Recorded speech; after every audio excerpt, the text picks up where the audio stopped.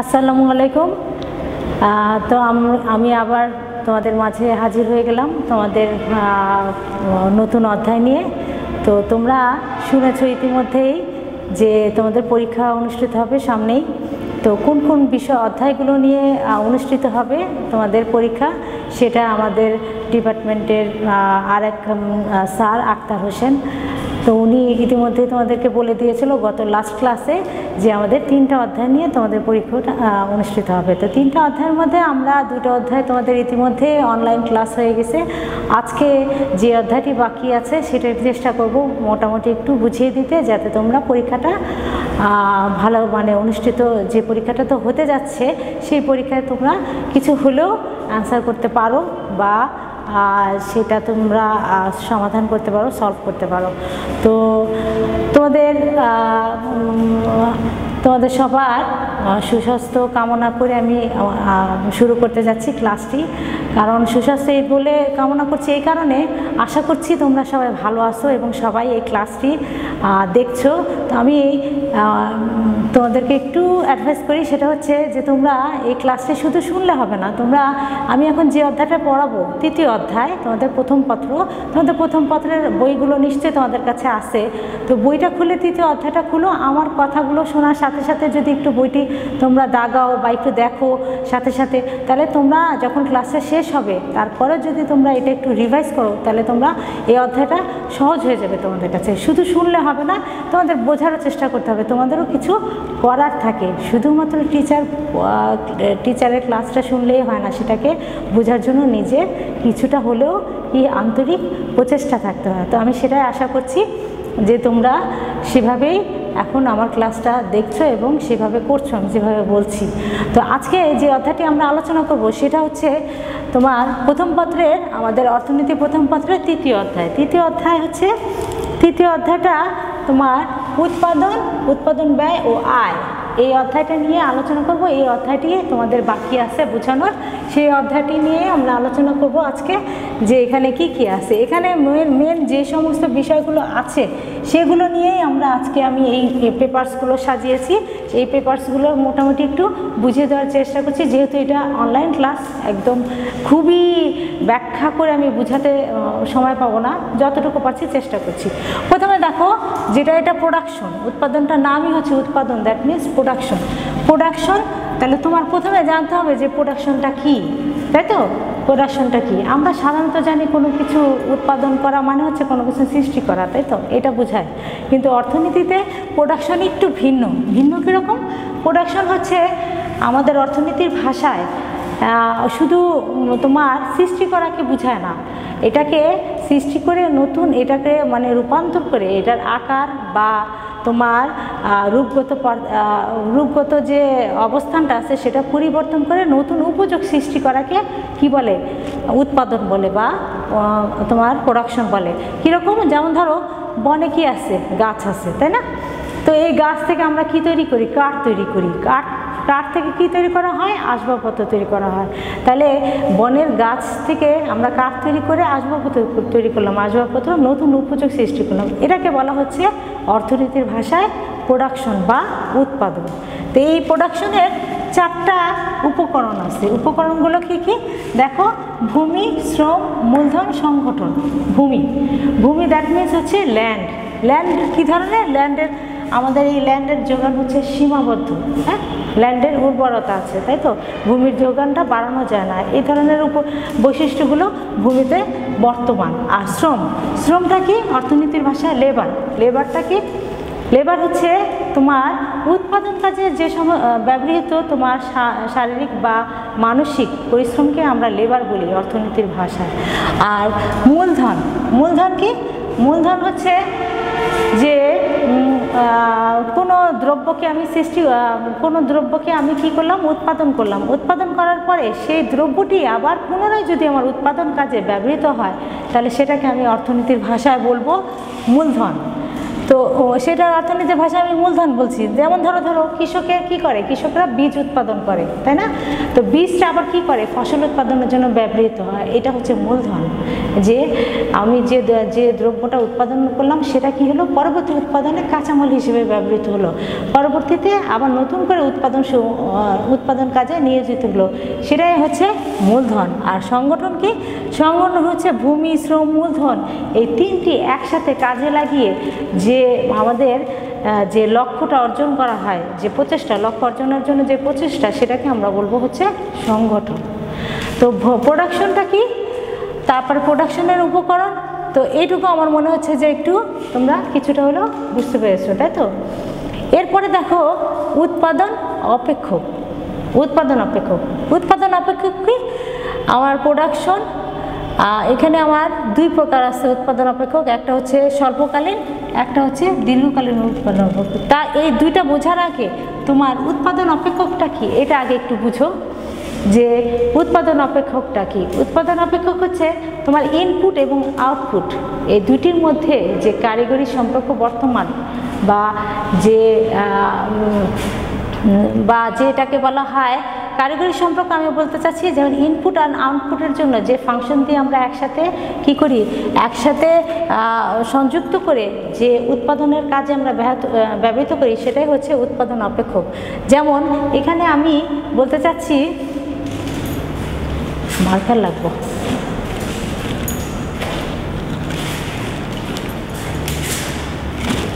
আচ্ছা, উৎপাদন অপেক্ষক হচ্ছে ইনপুট আর আউটপুটের মধ্যে কারিগরি সম্পর্ক যেটা। তাহলে উৎপাদন অপেক্ষকের ফাংশন কীরকম হবে, আমার এইটা থেকে তুমি একটু বুঝো এখানে। আচ্ছা, উৎপাদন অপেক্ষক, তো এখানে আমি কিউটা হচ্ছে তোমার উৎপাদন, আচ্ছা, তারপরে আমার এফটা হচ্ছে কি ফাংশন, আর এটার সাথে আমার ইনপুট কিউ, তাহলে কিউ সমান সমান ফাংশন, আমার কি কারিগরি সম্পর্ক, ইনপুট আউটপুটের সাথে যে কোনো দুইটি উপকরণ, দ্যাট মিনস হচ্ছে এল আর কে, লেবার এবং ক্যাপিটাল। তাহলে এই লেবার ক্যাপিটাল, এই ইনপুট আর আউটপুটের সাথে আমার যে কারিগরি সম্পর্ক, সেটাই হচ্ছে আমার উৎপাদন অপেক্ষক।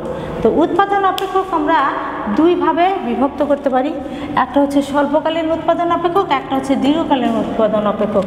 স্বল্পকালীন উৎপাদন অপেক্ষকে কি হয়, স্বল্প সময় আমার দুই ধরনের এখানে উপকরণ থাকে, লেবার এবং ক্যাপিটাল, কিন্তু এটা আমার একটা স্থির ধরতে হয় আর একটা কি পরিবর্তনশীল ধরতে হয়। হয় আমি লেবার দিয়ে কাজ করব অথবা ক্যাপিটাল দিয়ে কাজ করব, একটি স্থির একটি পরিবর্তনশীল।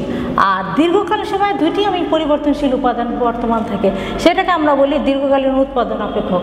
স্বল্প পিরিয়ডে পরিবর্তনশীল উৎপাদন থাকে আর হচ্ছে কি থাকে, স্থির উপাদান থাকে। আর দীর্ঘকালীন উৎপাদন অপেক্ষক কি থাকে, দুইটি পরিবর্তনশীল উপাদান থাকে।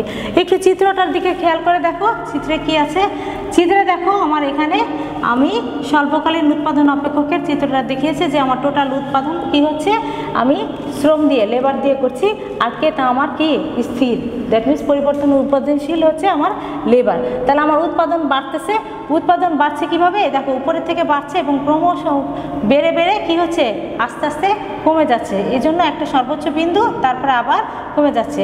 কিন্তু এখানে শুধুমাত্র একটি ইনপুট, হ্যাঁ, পরিবর্তনশীল উপাদান, আর একটি আবার আমি দিয়েও করতে পারি। এটাকে যদি তুমি কি হয়, এটা যদি তুমি আবার নতুন করে দেখাও যে না আমি শুধু ক্যাপিটাল দিয়ে করব, এখানে টিপি, তাহলে এখানে তুমি কে, তাহলে কিউ সমান সমান তোমার কি হবে এফ কে, তাহলে আমি এটাকে স্থির ধরবো, ক্যাপিটাল দিয়ে করব, সেটাও তুমি করতে পারো। দ্যাট মিনস হচ্ছে একটা পরিবর্তনশীল থাকবে, একটা হচ্ছে স্থির থাকবে।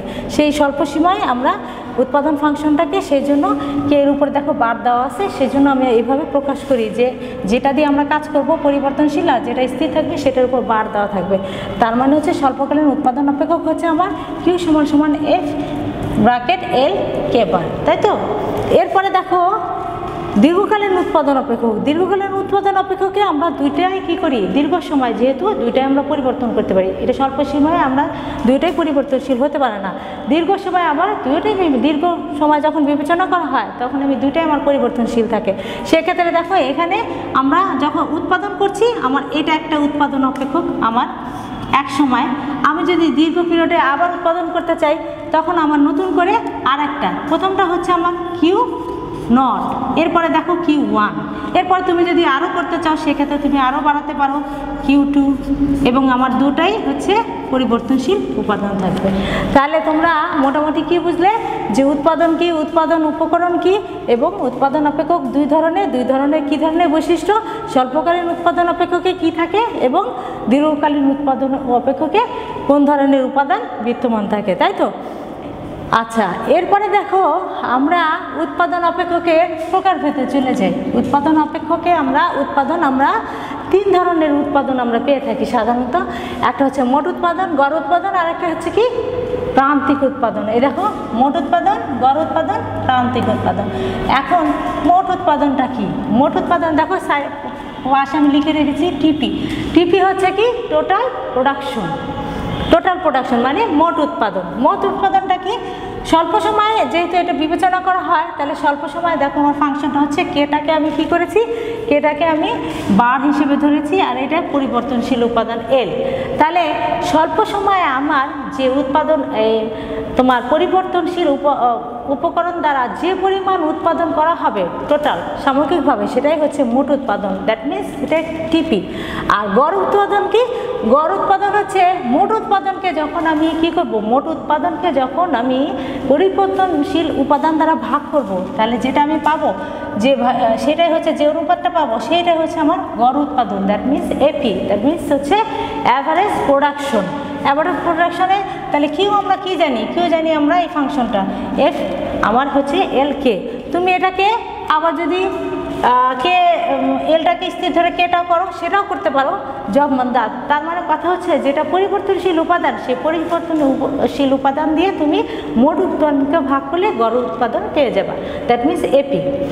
আচ্ছা, অ্যাভারেজ প্রোডাকশন। এরপরে দেখো প্রান্তিক উৎপাদন। এই যে প্রান্তিক উৎপাদন এমপিএল। তো এটা কি? সামনে দেখো ডেল্টা টিপি ডেল্টা এল। এটা কি? এটা হচ্ছে ডেল্টা অর্থ হচ্ছে পরিবর্তনের হার। এর আগে আমি একটা ক্লাসে আমি বলেছিলাম ডেল্টা হলো তোমার পরিবর্তনের হার। পরিবর্তনের হার কীরকম সেটা তুমি এইভাবেও প্রকাশ করতে পারো অথবা এইভাবেও প্রকাশ করতে পারো। পরিবর্তনের হার কীভাবে? পরিবর্তনের হার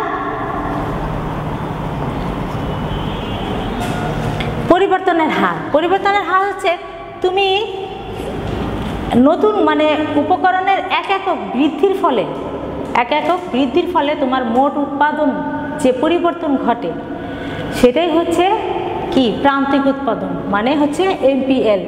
আমি এই টিপিএল এর পরিবর্তনের হার এবং আমি এল যেহেতু আমার পরিবর্তনশীল উপকরণ, তাহলে আমি এল এর এই এক একক বৃদ্ধি করলাম, তাহলে আমার টিপিএর কি হলো? এক একক পরিবর্তন হলো, তাই তো? তাহলে এই দুইয়ের অনুপাতটা আমার কীভাবে বলা হবে? প্রান্তিক উৎপাদন।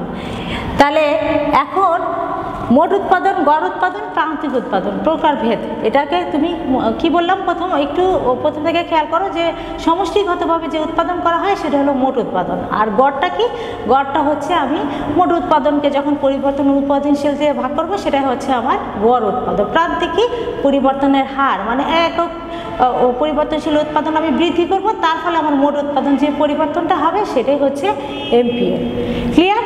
তো এইটুকু তোমরা, আমি আশা করছি এইটুকু পর্যন্ত তোমরা বুঝেছো। এখন আমি নতুন একটা লতে যাচ্ছি। লটা কি?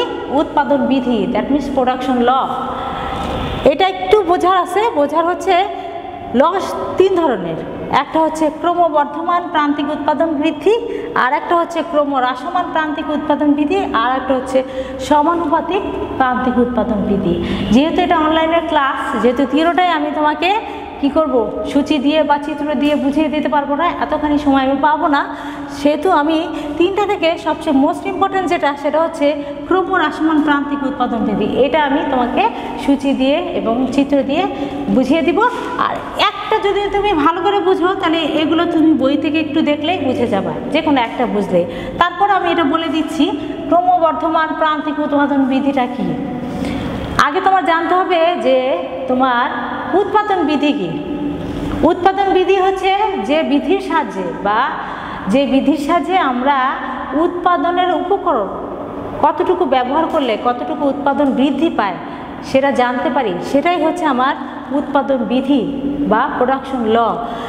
এই ক্রমবর্ধমান, তাহলে ক্রমবর্ধমান প্রান্তিক উৎপাদন বিধিটা কি? ক্রমবর্ধমান প্রান্তিক উৎপাদন বিধিটা হচ্ছে আমি যে পরিমাণ উপকরণ নিয়োজিত করছি আমার উৎপাদনে তার চেয়ে বেশি হারে যদি আমি উৎপাদন পেয়ে থাকি সেটাকে বলা হয় ক্রমবর্ধমান উৎপাদন বিধি, প্রান্তিক উৎপাদন বিধি। আর ক্রমহ্রাসমান কি? যে পরিমাণ আমি উপকরণটা পরিবর্তনশীল উপকরণটা আমি উৎপাদনে ব্যবহার করব তার চেয়ে আমি কম হারে পাবো, সেটাকে বলা হচ্ছে ক্রমহ্রাসমান উৎপাদন বিধি। এবং ফাইনালি সমানুপাতিক প্রান্তিক উৎপাদন বিধি। সমানুপাতিক প্রান্তিক উৎপাদন বিধিটা কি? এটা হচ্ছে যে হারে আমি উপকরণ নিয়োগ করব সে একই হারে আমি উৎপাদন পাবো, মানে উৎপাদন আর উপকরণ সমান স্থির, সেটাকে আমি বলা হয় সেটাকে সমানুপাতিক প্রান্তিক উৎপাদন বিধি।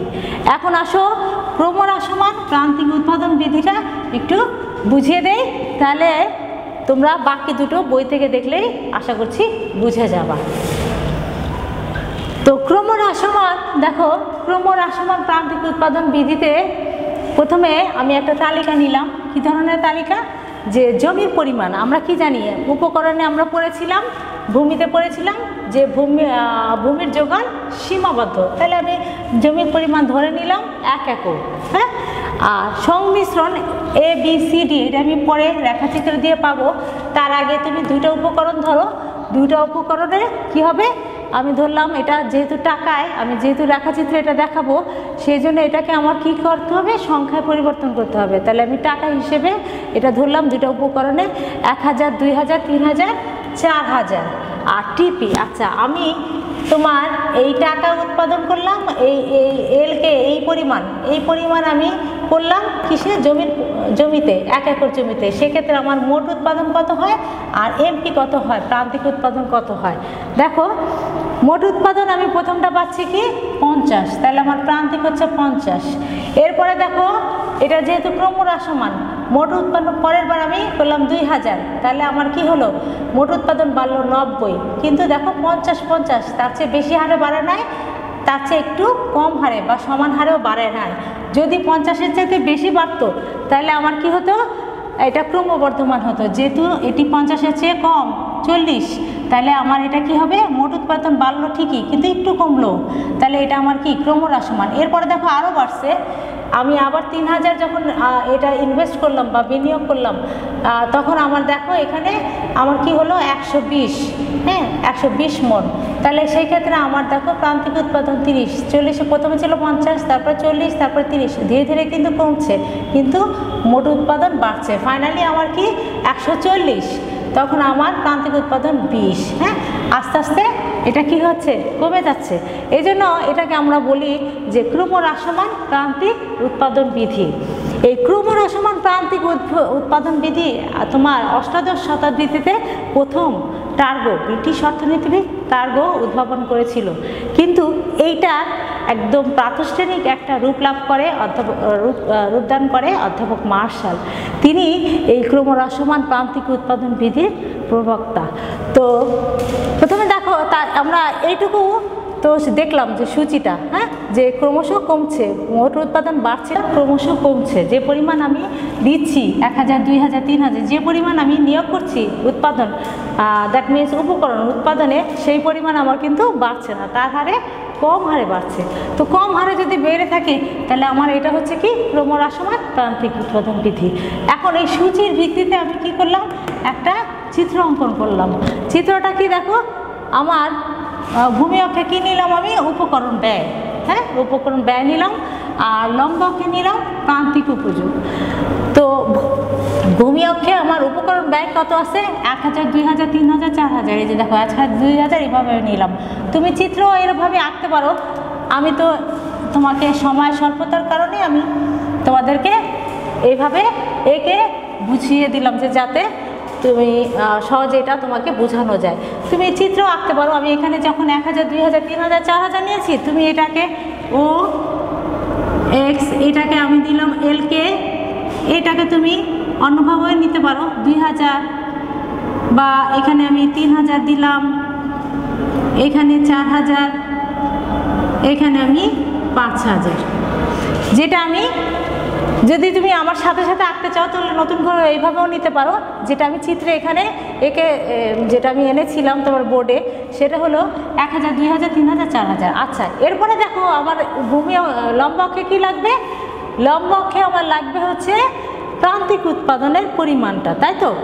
প্রান্তিক উৎপাদনের পরিমাণটা কি আছে? 50, 40, 30, 20। তাহলে 20, 30 থেকে আমার শুরু করতে হবে। তাহলে আমি ধরলাম এখানে 10, 20, 30, 40 হিসেবে নিলাম। আর এখানে আমি ধরো, তুমি যদি আমার সাথে আঁকো তাহলে এখানে তুমি ডাইরেক্ট তুমি 20 থেকে নাও, বা 20 থেকে না নিয়ে যদি নাও 30, 40, তারপরে এখানে ধরো 50, এখানে ধরলো 60। এটা কি? এমপি। আর এটা কি? এলকে। কি এটা? উপকরণ, উপকরণ ব্যয়। ঠিক আছে? আচ্ছা, এরপরে দেখো রেখাগুলোকে আমরা কি করলাম? যখন আমার 1000, হ্যাঁ 1000 কি উপকরণ ব্যয়, তখন আমার এমপি কত? 50। তাহলে 50 আর 1000, তাহলে এখানে আমার একটা বিন্দু হলো। ঠিক একইভাবে তুমি যদি আমার সাথে সাথে আঁকো, তাহলে আবার যখন ধরলাম 2000, তখন এখানে আমার কত ধরলাম? এটা যেহেতু আমার হাত দিয়ে আঁকা, তাহলে একদম স্ট্রেট হবে না, স্কেল লাগবে। তাহলে ধরলাম এখানে 2000। ঠিক আছে? তারপরে আবার এইখানে যেমন 2000, তখন তোমার ধরো 40 মণ। তাহলে তুমি এটা ধরতে পারো। এখানে তুমি ধরো 50, আর এটা একটু কমায় ধরো, তাহলে এখানে তোমার কি 30, 3000।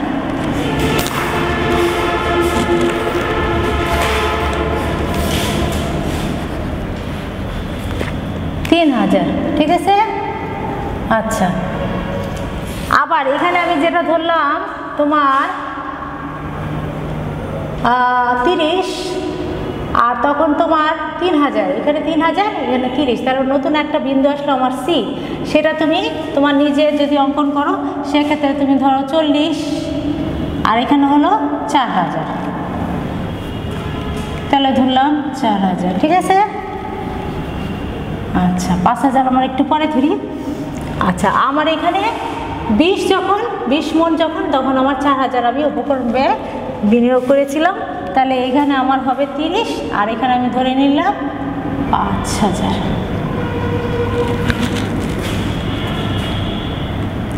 তাহলে এই বিন্দু, এই বিন্দু, এই বিন্দু, আর এই বিন্দু, হ্যাঁ, এগুলো কি করতে হবে? এগুলো একসাথে টানলে আমার যে রেখাটা আসবে সেটা হচ্ছে MP C D. That means প্রান্তিক উৎপাদন, যেটা আমি এখানে এঁকেছি এ বি সি ডি মিশ্রণ। আমি কি এখানে রেখেছি? এটা এমপি। তাহলে এটা দেখো ডান দিকে নিম্নগামী, তার মানে হচ্ছে এটা কি? ডান দিকে নিম্নগামী মানে হচ্ছে ক্রমহ্রাসমান। এটা ক্রমহ্রাসমান মানে যে পরিমাণে উপকরণ ব্যবহৃত হচ্ছে, সেই পরিমাণে আমার কি হচ্ছে? উৎপাদন হচ্ছে না, তার চেয়ে কম হারে হচ্ছে, তার চেয়ে কিছু হারে কম হচ্ছে, যেটাকে আমরা বলি ক্রমহ্রাসমান প্রান্তিক উৎপাদন বৃদ্ধি। ঠিক আছে? তো রেখা আর রেখা সূচির মাধ্যমে রেখা, যেটা এখানেও আঁকা আছে দেখো, আর আমিও সাথে সাথে তোমাদের এঁকে দেখালাম, ওইভাবে তোমরা বাসায় আঁকতে পারো। আর আরেকটা কথা, সেটা হচ্ছে এই সূচি থেকে আমি যে রেখাটা অঙ্কন করলাম, এই রেখাটা ক্রমহ্রাসমান উৎপাদন বিধিটা, এটাকে কার্যকর করতে হলে কতগুলো শর্ত ধরতে হবে, কতগুলো কন্ডিশন ধরতে হবে। কি কন্ডিশন? অনুমত, যেটাকে আমরা বলি অনুমত শর্ত। অনুমত শর্তগুলো কি? আমার যোগানটা স্থির ধরতে হবে, উৎপাদন কৌশলটা আমার স্থির ধরতে হবে, এবং এটা স্বল্পকালীন সময় বিবেচ্য। স্বল্পকালীন সময় না হলে কি হবে? এটা বিবেচ্য, কার্যকর হবে না। পরিবর্তনশীল উপকরণের একক সমূহ কি হবে? সমজাতীয় হতে হবে। সমজাতীয় যদি না হয় সেক্ষেত্রে তোমার এই বিধিটি কার্যকর হবে না। তাহলে এই অনুমতি শর্তের ভিত্তিতে আমরা তালিকার মাধ্যমে রেখা অঙ্কন করে দেখলাম যে উপকরণ যে হারে নিয়োগ করা হয় তার চেয়ে কম হারে উৎপাদন বৃদ্ধি পায়, সেটাকে আমরা বলছি ক্রমহ্রাসমান উৎপাদন বৃদ্ধি। তো এই বৃদ্ধির প্রত্যেকটির কি আছে? বিধির ব্যতিক্রম আছে। দ্যাট মিনস হচ্ছে বিধির সমালোচনা আছে। বিধিটি কোন কোন ক্ষেত্রে কার্যকর হয় না, এই বিধিটিকে নিয়েও মানে অন্যান্য যে অর্থনীতিবিদ আছে তারা সমালোচনা করে কিছু সময় তারা বা কিছু কার্যকরী পদক্ষেপের কথা যেগুলো তারা বলেছে, যেটা আমরা আসলে ওই সময় যদি ক্রমহ্রাসমান বিধিটা কাজ করতে যায় আসলে কাজ করে না, সেটাকে আমরা বলছি হচ্ছে বিধির ব্যতিক্রম বা বিধির সমালোচনা। সমালোচনা কীরকম? দেখো, উৎপাদন পর্যায়। অন্যান্য অর্থনীতিবিদ বলছে যে উৎপাদন পর্যায়ে প্রথম দিকে এই ক্রমহ্রাসমান বিধি কখনোই কাজ করতে পারে না। কেন কাজ করে না? কারণ প্রথম দিকে এই উৎপাদন কি থাকে? কমে না, বাড়ে। উৎপাদনের প্রথম দিকে উপকরণের দক্ষতা বা তোমার অন্যান্য যে উৎপাদন করতে যে ধরনের উপকরণগুলো লাগে সবগুলোরই দক্ষতা কি থাকে? উৎপাদনের প্রথম পর্যায়ে সেটা ভালো থাকে। তো ভালো থাকাতে উৎপাদনের প্রথম পর্যায়ে উৎপাদন কমে না, উৎপাদন বাড়ে। তাদের কথা অনুযায়ী এই উৎপাদন প্রথম পর্যায়ে কি হয়? ক্রমহ্রাসমান বিধি কার্যকরী হয় না। এরপরে দেখো চাষ পদ্ধতি। এখানে অনুমতি শর্ত কি ধরে নিছে? যে ভূমি উৎপাদন কৌশল স্থির। আসলে কি উৎপাদন কৌশল স্থির থাকে? কখনোই স্থির থাকে না। উৎপাদন কৌশল ডে বাই ডে কি হয়? ধীরে ধীরে উন্নতি হয়। সভ্যতা উন্নত হচ্ছে, কৌশলও তো উন্নত হচ্ছে। কৌশল কি ধীরে ধীরে কমে যাচ্ছে বা এক জায়গায় আছে? কখনোই না। চাষ পদ্ধতিতে যদি আমরা ব্যতিক্রম করি, চাষ পদ্ধতিতে যদি আমরা উন্নত করি, সেক্ষেত্রে কিন্তু এই ক্রমহ্রাসমান উৎপাদন বিধি কার্যকর হবে না। এরপরে দেখো প্রাকৃতিক কারণ। প্রাকৃতিক কারণ কীরকম? প্রাকৃতিক কারণে অনেক সময় ভূমির উর্বরতা বৃদ্ধি পায়। তো উর্বরতা যদি বৃদ্ধি পায় সেক্ষেত্রে কি ক্রমহ্রাসমান প্রান্তিক উৎপাদন বিধি কার্যকর হবে? কার্যকর হবে না। তখন উৎপাদন কমবে না, উর্বরতা হলে তখন আরও বাড়বে। এরপরে দেখো শ্রমের দক্ষতা। আমরা যদি শ্রমের দক্ষতা বাড়াতে পারি, হ্যাঁ, শ্রমের দক্ষতা, লেবারকে যদি আমরা আধুনিক ট্রেনিং দিয়ে বা অন্য কৌশলের দ্বারা তাকে যদি উন্নত করতে পারি, উন্নত করে তাকে যদি আমরা উৎপাদন দক্ষতা লাগাতে পারি, তাহলে কি হয়? সেক্ষেত্রে ক্রমহ্রাসমান প্রান্তিক উৎপাদন বিধি কার্যকর হয় না। এরপরে দেখো জমির আয়তন। জমির আয়তন যদি আমরা বাড়াতে পারি, তাহলে জমির আয়তন যদি বাড়ে তাহলে ক্রমহ্রাসমান প্রান্তিক উৎপাদন বিধি কিন্তু কার্যকর হবে না। কেন পারবে না? তখন জমির আয়তন বাড়লে তখন কলা কৌশলও উন্নত হবে, তখন কমার্শিয়ালভাবে আধুনিকভাবে তখন উৎপাদন করা হবে। আধুনিক উপায়ে যদি উৎপাদন করা হয় তখন ক্রমহ্রাসমান প্রান্তিক উৎপাদন বিধি কার্যকর হতে পারে না। এই হলো তোমার ক্রমহ্রাসমান প্রান্তিক উৎপাদন বিধি, যেটা তোমার অনুমত শর্তের বৃদ্ধিতে তোমার রেখা তালিকা বিধি দিয়ে আমি রেখা অঙ্কন করে তোমাদের দেখালাম, এবং এটার সাথে তোমরা কিভাবে অঙ্কন করবা সেটা আমি পাশে বোর্ডে দেখালাম। তো আশা করছি এইভাবে তোমরা কি পড়বা? ক্রমবর্ধনটাও করে নিবা এবং সমানুপাতিক প্রান্তিক উৎপাদন বিধিটাও করে নিতে পারবা। যদি আমি যেভাবে তোমাদের বুঝিয়েছি ঠিক একইভাবে পরীক্ষা তোমাদের পাঠ্যপুস্তকেও আছে, একটু দেখলে তোমরা বুঝে যাবা। তো এরপরে আমরা পড়ব হচ্ছে উৎপাদন ব্যয়। এটাও তৃতীয় অধ্যায়। তৃতীয় অধ্যায় একটু বড়, অনেকগুলো ভাইটাল বিষয় এখানে আছে। এরপরে আমরা পড়ব হচ্ছে প্রোডাকশন কস্ট বা টোটাল কস্ট, মোট ব্যয়। মোট ব্যয় আর হচ্ছে তোমার উৎপাদন ব্যয় একই কথা, মোট ব্যয়। তো মোট ব্যয়টা কি আসলে? মোট ব্যয়টা হচ্ছে এই মোট ব্যয় বা উৎপাদন ব্যয় যেটাই বলো, এটা কি? এটা হচ্ছে তোমার উৎপাদন করতে মানে কি? মানে উপকরণ একটা নির্দিষ্ট সময় তোমার যে পরিমাণ উপকরণ নিয়োজিত করে আমরা উৎপাদন করি, এটার জন্য যে অর্থ ব্যয় হয় সেই ব্যয়টাকে আমরা কি বলবো? উৎপাদন ব্যয় বা মোট আয়। তো এই মোট আয়টা তোমার দুই ধরনের আছে, একটা হচ্ছে স্বল্পকালীন উৎপাদন ব্যয় আর একটা হচ্ছে দীর্ঘকালীন উৎপাদন ব্যয়। একটা হচ্ছে শর্ট টার্ম আর একটা হচ্ছে লং টার্ম। শর্ট টার্মের মধ্যে আবার দুই ধরনের কস্ট থাকে, একটা হচ্ছে স্থির, দ্যাট মিনস হচ্ছে ফিক্সড কস্ট, আর একটা হচ্ছে দেখো পরিবর্তনশীল ভেরিয়েবল কস্ট। স্বল্পকালীনে দুই ধরনের ব্যয় বহন করতে হয় স্বল্প সময়। তো এই ফিক্সড কস্টের মধ্যে কোন ধরনের কস্টগুলো হচ্ছে ফিক্সড আর কোন ধরনের কস্টগুলো হচ্ছে ভেরিয়েবল, দেখো একটু খেয়াল করো। আমি প্রথমে কি বললাম, উৎপাদন করতে যে পরিমাণ আমার অর্থ ব্যয় হচ্ছে সেটাই হচ্ছে মোট ব্যয় বা উৎপাদন ব্যয়। এটা হচ্ছে দুই ধরনের, একটা স্বল্পকালীন দীর্ঘকালীন, তাই তো বলেছি। তো স্বল্পকালীনের মধ্যে আবার আমি বলছি যে দুই ধরনের ব্যয় থাকে, একটা হচ্ছে ফিক্সড কস্ট, একটা হচ্ছে ভেরিয়েবল কস্ট। ফিক্সড কস্ট মানে হচ্ছে স্থির ব্যয়। তো স্থির ব্যয়টা কি, তোমার কোনো উৎপাদন প্রতিষ্ঠান যদি থাকে সেক্ষেত্রে তোমার যে স্থায়ী কর্মচারীগুলো থাকবে, তুমি প্রোডাকশন করো আর নাই করো, তাদের বেতন কিন্তু কি হবে, তোমার বহন করতে হবে। তাহলে স্থায়ী কর্মচারীদের বেতনটা হচ্ছে কি ফিক্সড কস্ট। এরপরে দেখো স্থাপনা ব্যয়, তোমার প্রতিষ্ঠানের স্থাপনা যে ব্যয়টা থাকে সেটাও ফিক্সড কস্ট, সেটাও উৎপাদনের সাথে, উৎপাদন বৃদ্ধির সাথে কোনো সম্পর্ক নাই। সেটা হলো তোমাকে উৎপাদন করলেও তোমার বহন করতে হবে, না করলেও বহন করতে হবে, দ্যাট মিনস হচ্ছে স্থির ব্যয়। এরপরে দেখো মূলধনের অপচয় ব্যয়। মূলধনের অপচয় ব্যয়, তোমার যে মূলধন, যে তোমার উৎপাদন প্রতিষ্ঠানে যে মূলধনটা আছে সেটার যে একটা অপচয় ব্যয় ধীরে ধীরে, যেমন যে ধরনের তোমার যন্ত্রপাতি তোমার উৎপাদন প্রতিষ্ঠানে ব্যবহৃত হচ্ছে সেগুলোকে তুমি চালালেও কি আর না চালালেও কি তোমার একটা এটা কি ধীরে ধীরে এটার একটা অপচয়, একটা ক্ষয়জনিত ব্যয় থাকবেই, সেটা তোমার কি হবে বহন করতে হবে, সেটা হচ্ছে স্থির ব্যয়। আর পরিবর্তনশীল ব্যয় কি, উৎপাদন বৃদ্ধির সাথে ব্যয়। উৎপাদন বৃদ্ধির সাথে কী ধরনের ব্যয়, উৎপাদন বাড়ালা সেক্ষেত্রে তুমি নতুন শ্রমিক নিয়োগ করলা, তার বেতন দিতে হবে, উৎপাদন ব্যয়। তোমার উৎপাদন বাড়াতে হলে তোমার কাঁচামাল ক্রয় করতে হবে, তো কাঁচামালের ব্যয়টা নিতে হবে। এরপরে চলতি ব্যয়, যন্ত্রপাতি, ধরো তুমি এখন যে যন্ত্রপাতি চালাচ্ছ, নতুন একটা যন্ত্রপাতি তুমি এটার সাথে আরও অ্যাড করলা, তাহলে এই নতুন যন্ত্রপাতির চলতি ব্যয় আছে, সেই ব্যয়টার সেই যন্ত্রটা চালানোর জন্য তোমার নতুন স্টাফ লাগবে, হয়তো নতুন কোনো আরও আনুষঙ্গিক খরচ আছে, সেই খরচের জন্য যে ব্যয়টা সেটা হচ্ছে চলতি ব্যয়। এটা হচ্ছে ভেরিয়েবল কস্ট। যদি তুমি উৎপাদন বৃদ্ধি করো, উৎপাদন পরিচালনা করো, সেটাকে আমরা বলছি ভেরিয়েবল কস্ট। আর যেটা তুমি উৎপাদন করলেও তোমার বহন করতে হবে, না করলেও বহন করতে হবে, সেটাকে আমরা বলছি ফিক্সড কস্ট। তাহলে এতটুকু বোঝা গেছে। এরপরে দেখো দীর্ঘকালীন ব্যয়। দীর্ঘকালীন ব্যয় তোমার কি স্থির পরিবর্তনশীল কিছুই নাই, তোমার দীর্ঘকালীনে তুমি যখনই উৎপাদন করবে তখনই তোমার ব্যয় আছে। দীর্ঘকালে তোমার কি কোনো স্থির ব্যয় বলতে কোনো কিছু নাই, দীর্ঘকালীন তোমার কি উৎপাদন ব্যয়, তাই তো। তাহলে মোট উৎপাদন থেকে স্বল্পকালীন, দীর্ঘকালীন এবং স্থির পরিবর্তনশীল, এটুকু ক্লিয়ার।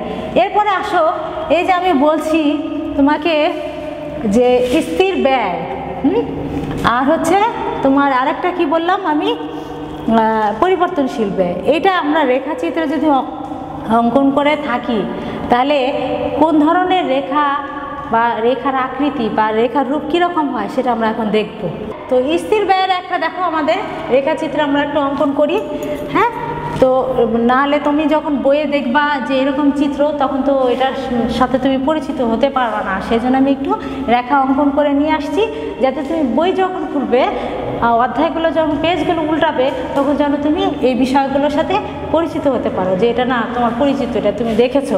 তো সেটা দেখো স্থির ব্যয়। স্থির ব্যয় এখানে তোমার কি, আমি আগে বললাম যে স্বল্পকালীন ব্যয় দুই ধরনের থাকে, স্থির আর পরিবর্তনশীল। আমরা এটা আঁকবো হচ্ছে এই ধরো ভূমিকে এরকম একটা লম্ব নিলাম, ও এক্স আর হলো ও ওয়াই, ঠিক আছে। তাহলে আমরা স্বল্পকালীন উৎপাদন ব্যয় কি জানি, স্থির থাকে পরিবর্তনশীল থাকে। তাহলে স্থির ব্যয়টা কি হয়, সব সময় ভূমি অক্ষে সমান্তরাল হয়, এটাকে আমরা কি বলবো, এফসি। এই যেটা আছে, এই যে দেখো এফসি, ফিক্সড কস্ট, হ্যাঁ। তাহলে তাহলে এটা আমার স্থির ব্যয়, যেটা সবসময় আমাকে বহন করতে হবে, উৎপাদন করলেও কি আর না করলেও কি। এরপরে দেখো ভেরিয়েবল কস্ট। ভেরিয়েবল কস্টটা দেখো, আমি যদি উৎপাদন বাড়াই সেক্ষেত্রে আমার যত উৎপাদন আমি বাড়াবো তাহলে তত আমার বাড়তে থাকবে, সেজন্য রেখাটা এরকম হয় ঊর্ধ্বমুখী। দেখো ঊর্ধ্বমুখী, এই যে উৎপাদন বৃদ্ধির সাথে সাথে রেখাও বাড়ছে। আচ্ছা, এখন এই দুইটা মিলে আমি যে রেখাটা পাবো সেটা আমার কি হবে?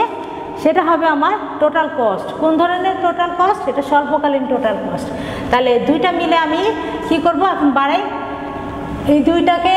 ধরো এইখানের উৎপাদন তুমি এখান থেকে একটা আগে রেখা অঙ্কন করে নিয়ে এটার সাথে সমান্তরাল করে আঁকলাম, ঠিক আছে? তাহলে এটার সাথে তুমি সংযুক্ত করো, এটার ছেদ করছে, এই দুটা মিলে আমার এটা হলো ভেরিয়েবল, হ্যাঁ, আর এটা ফিক্সড কস্ট এ বি, আর এটাকে আমরা পরিমাণ ধরলাম কিউ নট, হ্যাঁ, এটা হলো উৎপাদন, আর এখানে হলো আমার উৎপাদন ব্যয়, ঠিক আছে? হ্যাঁ, এখন দেখো তাহলে তোমার, আর এখানে আমার একটা বিন্দু ধরলাম, এটা আমি সি নট ধরেছি। এখানে তুমি যেহেতু এ বি সি নিয়েছো তাহলে এখানে সি নট দাও বা এফও দিতে পারো, এফ দিলাম। এখন দেখো আমার স্থির ব্যয় হচ্ছে A Q naught, A Q naught. ওখানে আমার কি ছিল? স্থির ব্যয় ফিক্সড এ কিউ নট, এই যে দেখো এ কিউ নট, প্লাস আমার এ বি, আমার এটা কি ভেরিয়েবল কস্ট। এখানে আমার ভেরিয়েবল কস্ট কি এ বি, এই দুইটা মিলে আমার কি টিসি, দুইটা মিলে দেখো ওই যে টিসি, দুইটা মিলে আমার টিসি, ওই যে টোটাল কস্ট, স্বল্পকালীন টোটাল কস্ট, স্বল্পকালীন।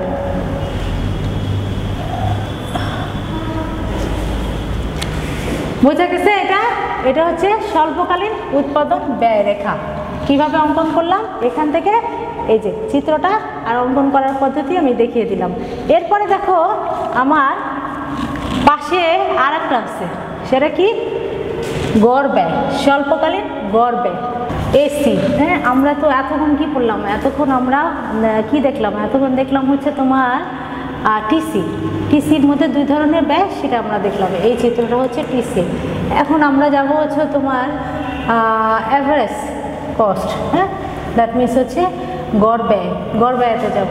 তো গড় ব্যয়তে তো আমরা আগে থেকেই জানি যে আমার মোট উৎপাদন দিয়ে আমরা কি, যদি একটা ভেরিয়েবল উপকরণ দিয়ে আমরা যদি মোট ব্যয়কে ভাগ করি তাহলে যেটা পাওয়া যায় বা প্রতি একক উৎপাদন করতে যে ব্যয় হয় সেটাই আমার কি হচ্ছে অ্যাভারেজ কস্ট।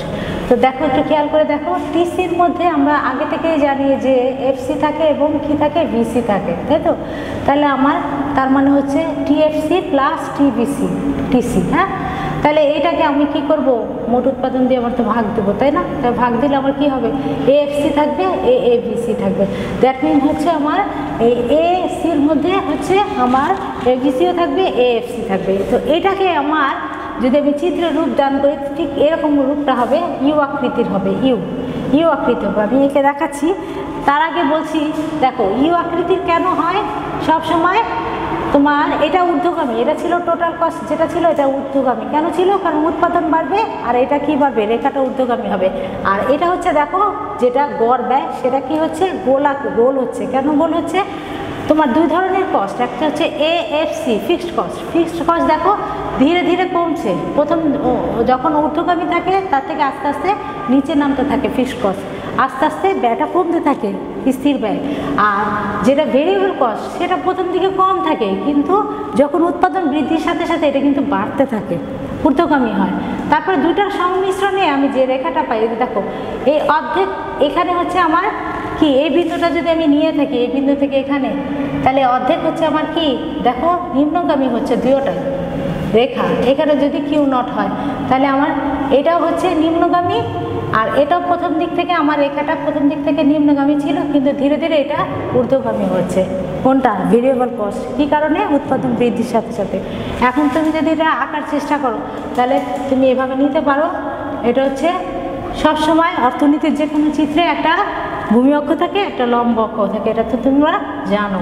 তাহলে আমার প্রথমে কি থাকে দেখো এএফসি, এএফসি থাকে নিম্নগামী হয় রেখাটা, তাহলে এটা কি রেখা এএফসি।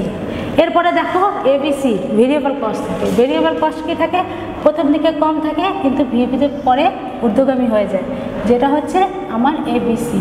তাহলে দুইটা সংযুক্তে আমি যদি যে রেখাটা পাবো সেটা হবে আমার U AC, that means AC. কেন এই দেখো কিউ নট, এটা হবে কারণ হচ্ছে নিম্নগামী হয়ে যাচ্ছে আমার স্থির ব্যয়, আর এবিসি হচ্ছে নিম্নগামী হওয়ার পরে উৎপাদন বৃদ্ধির সাথে সাথে ক্রমশ বাড়তে থাকে। এই দুইয়ের কারণে আমার কি হয় এসি রেখা ইউ আকৃতির হয়, তাই তো। তাহলে আমার রেখা তুমি রেখার সাথে তুমি পরিচিত হতে পারলা, প্রথমে টিসির সাথে, তারপরে এসির সাথে, এরপর কি প্রান্তিক থাকে, তাই তো। এটা তো প্রান্তিক, প্রান্তিক রেখাটাও দেখো কীরকম ঊর্ধ্বগামী। এই প্রান্তিক রেখাটা বোঝার আগে প্রান্তিক কি এমসি কি সেটা তোমার বুঝতে হবে। এমসিটা কি, এমসিটা হচ্ছে দেখো মোট ব্যয়ের পরিবর্তন আর হচ্ছে কি মোট উৎপাদনের পরিবর্তন, ডেল্টা টিসি ডেল্টা কিউ, মানে হচ্ছে উৎপাদন বৃদ্ধির জন্য, মোট উৎপাদন বৃদ্ধির জন্য আমি যদি এক একক উৎপাদন বাড়াতে চাই তাহলে আমার মোট উৎপাদনের যে পরিবর্তন ব্যয়টা সেটাই হচ্ছে MC, that means marginal cost. তো মার্জিনাল কস্টটা সাধারণত কি হয় প্রথমে কম থাকে কিন্তু পরে এটা বাড়তে থাকে উৎপাদন বৃদ্ধির সাথে সাথে। যে কোনো উৎপাদন প্রতিষ্ঠানের তোমার প্রথম দিকে মার্জিনাল কস্ট কম, কিন্তু যখন উৎপাদন বাড়াতে থাকবে তখন তোমার এই মার্জিনাল কস্ট ধীরে ধীরে বাড়তে থাকবে উৎপাদনের সাথে সাথে। সেই জন্য এই রেখাটা ঊর্ধ্বগামী। রেখাটাকে তুমি কীভাবে অঙ্কন করবা, এই এমসি, এমসি রেখা। তাহলে আমরা একদম প্রথম থেকে যদি চিন্তা করি, আমার প্রথম দিকে আমি উৎপাদন সম্পর্কে জানলাম, উপকরণ সম্পর্কে জানলাম, উৎপাদন অপেক্ষকটা কি সেটা সম্পর্কে জানলাম। উৎপাদন অপেক্ষকের দুই ধরনের, একটা এরকম চিত্রটা উপর থেকে নিচে চলে যায় ক্রমহ্রাসমান, সেটাও দেখলাম, এবং আমার দীর্ঘকালীন উৎপাদন অপেক্ষককে সেটার সাথেও আমরা কিছুটা হলেও কি বুঝতে পেরেছিলাম, তাই তো। আর এরপরে আমরা দেখলাম কি উৎপাদনের প্রকারভেদ, মোট উৎপাদন, গড় উৎপাদন, প্রান্তিক উৎপাদন। এরপরে আমরা দেখলাম উৎপাদন বিধি। আচ্ছা, এরপরে আমরা একটা বিধি সম্পর্কে একটু ডিটেলস আলোচনা করেছিলাম। তারপরে আমরা গেলাম প্রোডাকশনটা শেষ হওয়ার পরে আমাদের উৎপাদনের শেষ পরে আমরা কস্টে চলে গিয়েছিলাম। কস্টের মধ্যে আমরা দেখলাম টোটাল কস্ট, এভারেজ কস্ট, আর একটা কী কস্টে দেখলাম মার্জিনাল কস্ট, তাই তো। এই পর্যন্ত তো একটু হলেও তোমরা কি বুঝতে পেরেছো, আমি এটা আশা করছি।